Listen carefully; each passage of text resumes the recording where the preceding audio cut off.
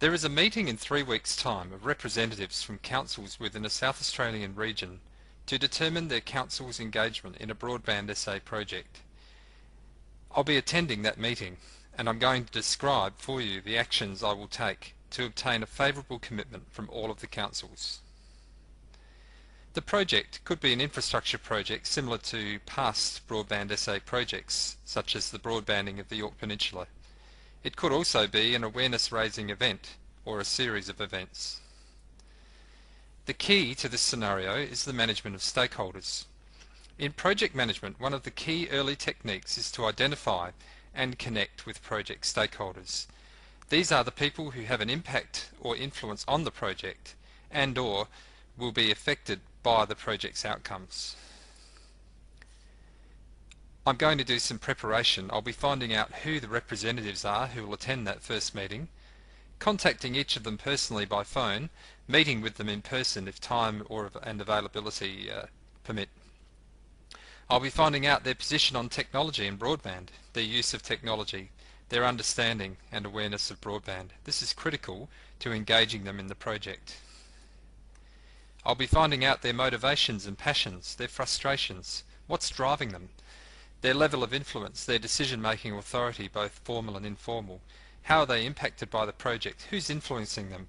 And what is and what can and who can influence them?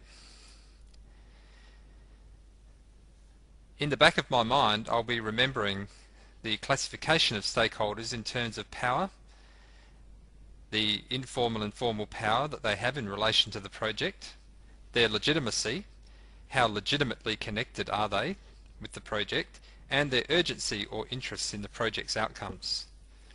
I'm particularly looking for those stakeholders that have a mixture of power, legitimacy and urgency. I'm also remembering and understanding the roles that stakeholders play in a project. The sponsor, who has the authority to initiate and drive the change process for the project.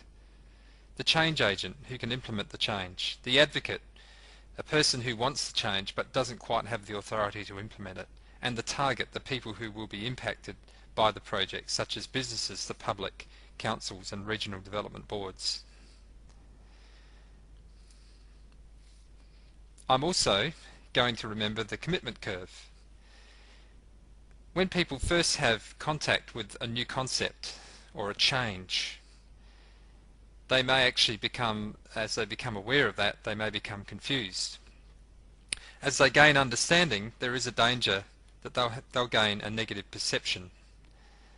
However, as they move up the commitment curve, we're moving from an inform strategy to an educate strategy. As we inform them and as we educate them, we're building firstly an awareness, and then an understanding, and then a positive perception, and then we're supporting those people in the adoption of that particular thing. Now, this could be applied to a project when you're talking to stakeholders, and it could be applied also to other things such as the adoption of broadband by people and businesses in South Australia. So, some tactics.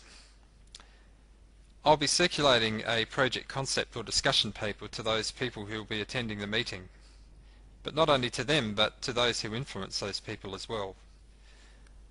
I may also circulate some success stories to attendees to make sure that they've got a positive perception of broadband projects. So I don't get the response, "Yeah, I'll tell you about broadband, we can't get it." I'll be circulating information about broadband with a focus on what it can do for our state, our regions, our councils, our communities. In that pre-meeting contact, I'll be seeking to highlight the benefits of the project, whether it's infrastructure or awareness raising.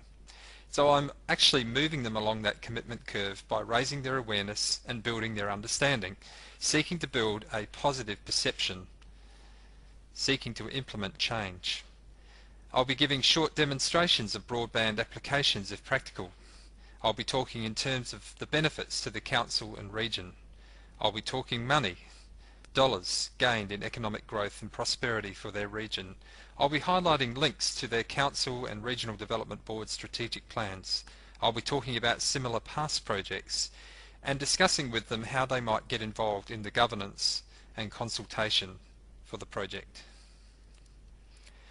So, a summary. To engage the people who will attend the meeting in 3 weeks' time requires some preparation, finding out about them, their understanding of technology and what's driving them. It also requires some work, some personal contact prior to the meeting. This contact should be backed up with relevant information at the appropriate level for the stakeholder. Whilst this is tactical, our pre-meeting contact is also strategic as we try and find out where they are on the commitment curve and what type of stakeholder they are. By referring to the commitment curve, we can see that people will probably not commit to something they're unaware of, don't understand, or have a negative perception of. Plotting our attendees on the curve can help us to understand what tact we should take at the first meeting. Understanding this curve and the 4 types of stakeholders can assist in broadband adoption in the community also. Awareness raising and education are vital if people and organisations are to adopt technology, because technology requires change. The aim of all this is to keep progressing towards target 4.8 in the South Australian Strategic Plan.